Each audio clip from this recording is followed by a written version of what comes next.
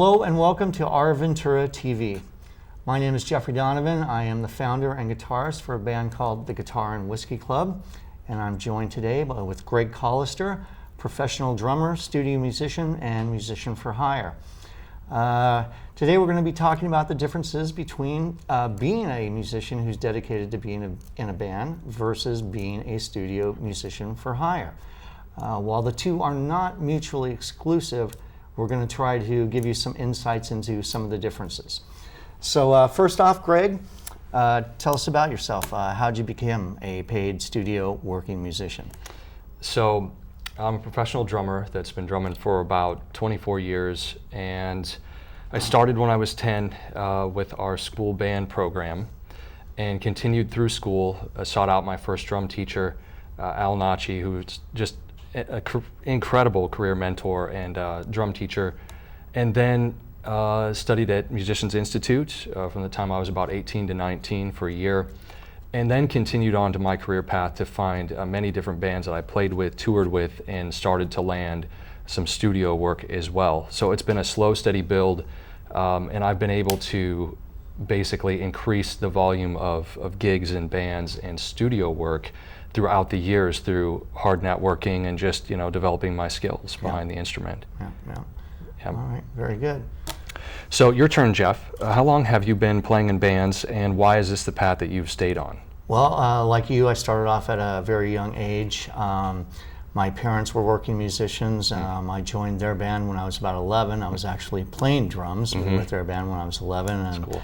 Time I was 13, I decided I wanted to play guitar and form my own band, write my own music.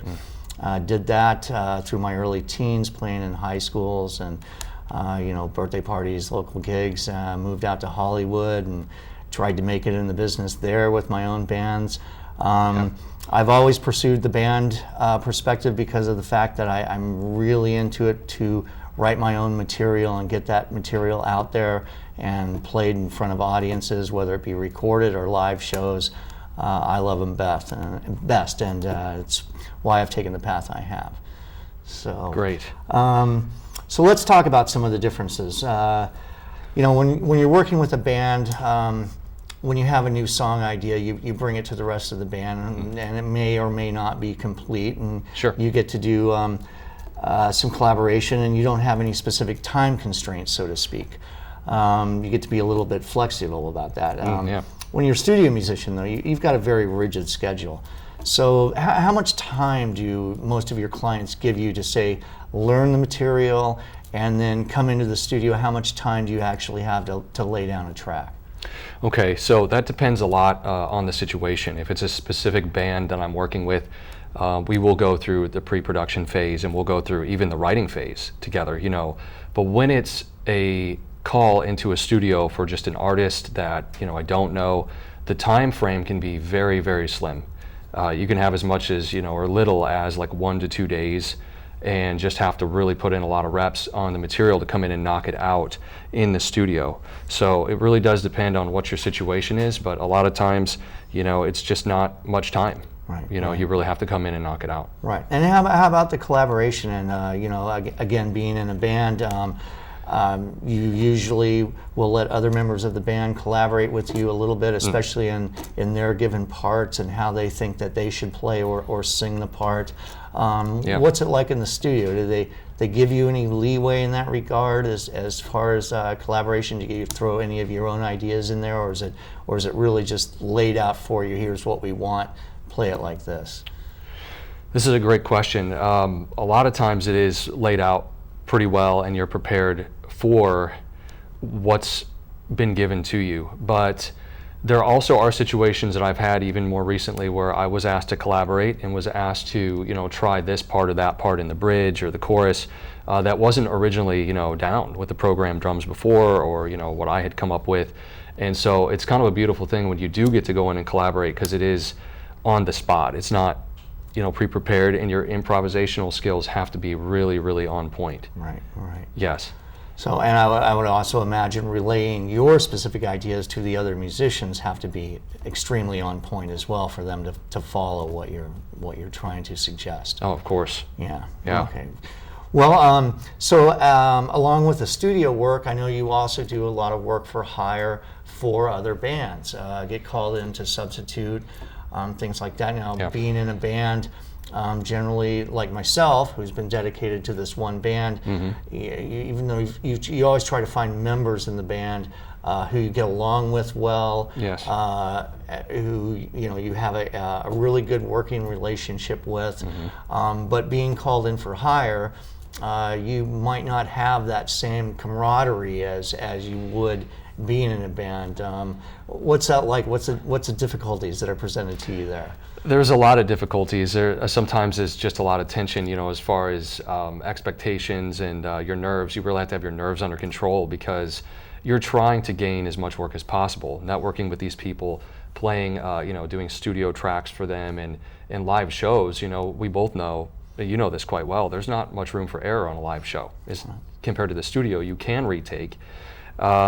But yeah, I mean, it's not easy just to come in sometimes and not even know who you're working with. You also get that where we can't tell you the name, but we need you to come in and do this or do that. And that can be a little nerve-wracking, but at the same time, it's exciting, to meet new people, and it's kind of a different energy about meeting people for the first time and not having the camaraderie, even though I think we all prefer the camaraderie, Yeah, of course. It's nice when it's there, but there's got to be a few instances where you walk in meeting complete strangers and maybe some of you don't get along quite as good as you thought you would or had hoped you would. That happens, yep. That can happen too. And just the demands of working with artists, you know what I mean, and what they're looking for. We all know kind of how we are as musicians, and we have very specific kind of perfection in mind. Like, this is what we want to hear, this is what I'm hearing. Well, no, this is what I'm hearing. And there's a debate, but that's how you work together, and collaborate. Now, so being in a band, playing gigs, pay can go up and down, pay cannot be at all.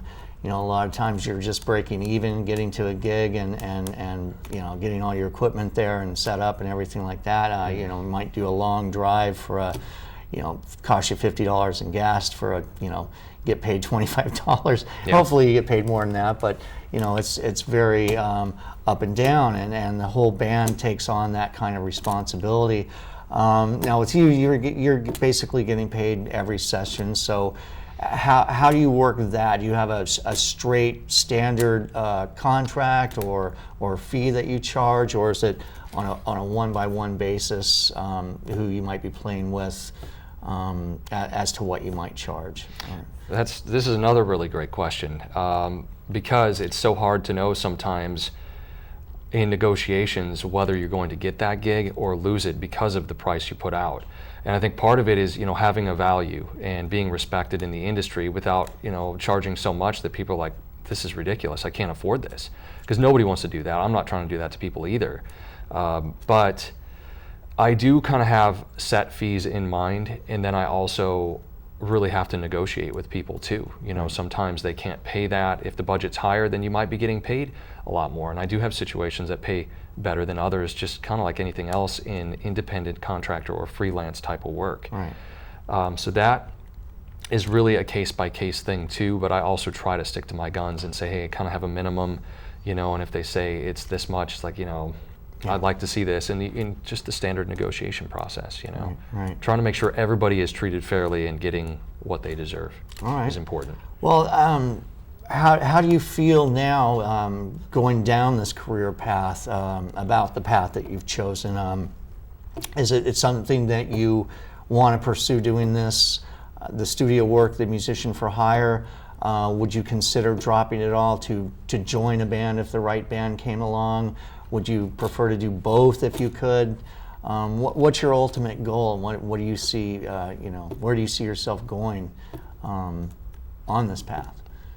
That's an exciting question, because I'm so passionate about what I do. I always tell people, drumming, playing drums is my heart and soul.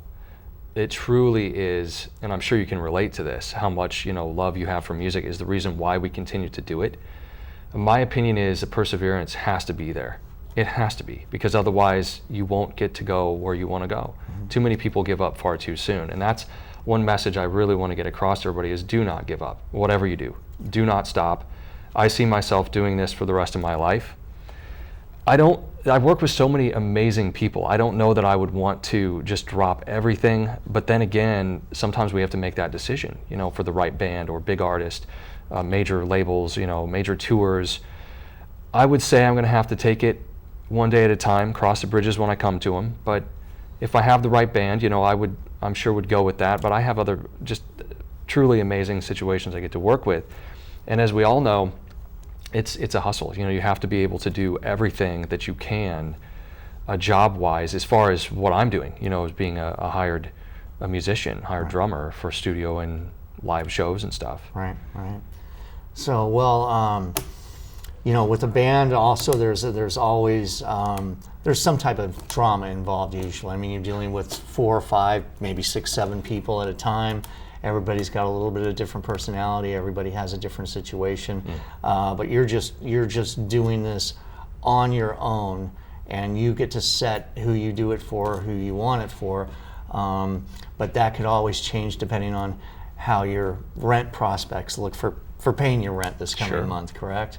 Yeah. Yeah. I mean, it does depend on that a lot, and just, you know, always trying to find work or keep yourself employed. It's funny because when I had the chance and studied with Thomas Lang, he was telling me things like, you know, Greg, you're always trying to find a way to keep yourself employed as a professional drummer. You know, this is what you do. If you happen to land that one project with a contract or, you know, a retainer that you get put on, that's amazing. But these are not easy things to come by. You know, everybody's hungry for it. We're out in LA.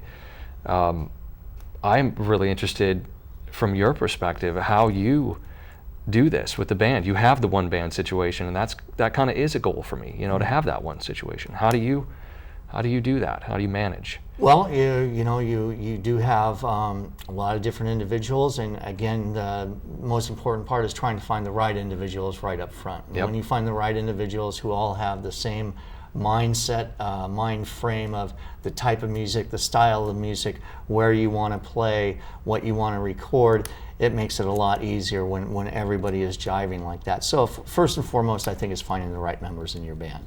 And once you do that, the rest kind of falls into place. And you know, you just keep plugging it day after day, same way that you do. So let's see. Where can the viewers find more about you if they were to go on the internet and search you out? Where would be a good place for them to find you? Okay, so first and foremost, it's going to be my website. My website is www.gregcollister.com. That's GREGCOLLISTER.com. Also, my Facebook artist page is Pro Drummer Greg Collister. Instagram is pro.drummer.greg.collister. All right. And if you'd like to find any more information about me or my band, you can find it at theguitarandwhiskeyclub.com or just guitarandwhiskeyclub.com. You can find us on Facebook and Instagram at Guitar and Whiskey Club. So I do believe that concludes this episode of Our Ventura TV. Thank you so much for joining me, Greg. Thanks for having me, Jeff. It's been a real pleasure. We'll be signing off. Thank you so much for tuning in.